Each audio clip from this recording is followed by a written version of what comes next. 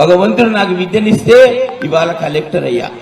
భగవంతుడు నాకు ఆ విద్యనిచ్చి, ఆ ఓపిక ఇచ్చి, ఆ కష్టపడే స్వభావం ఇచ్చినందుకు మీ అందరి దగ్గర మంచి పేరు తెచ్చుకున్నా.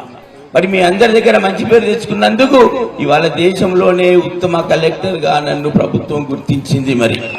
మరి ఆ విధంగా పనిచేసినందుకు ఇవాళ బీఆర్ఎస్ పార్టీ, మన పెద్దలు కేసీఆర్ గారు, హరీష్ అన్న గారు నన్ను ఎంపీ అభ్యర్థిగా పెట్టారు. మరి నేను సేవా కార్యక్రమాల్లో 5 ముఖ్యమైన కార్యక్రమాలతో మీ ముందుకు వస్తా ఉన్నా. 5లో మొట్టమొదటి కార్యక్రమం, నేను ఆఫీసర్గా ఉన్నప్పుడు నారాయణ స్కూల్లో, చైతన్య స్కూల్లో, లేదంటే ఏదన్నా కాన్వెంట్ బడిలో కొడుకును బిడ్డను చదివిపిస్తున్నప్పుడు ఒక్క సంవత్సరం, మొదటి సంవత్సరం డబ్బులు కడతారు తల్లిదండ్రులు.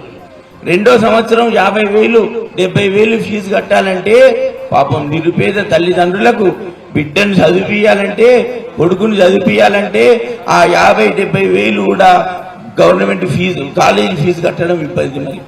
నేను ఆఫీసర్గా ఉన్నప్పుడు నా దగ్గరికి వస్తే ప్రభుత్వ పరంగా కొంత సహాయం చేశాము.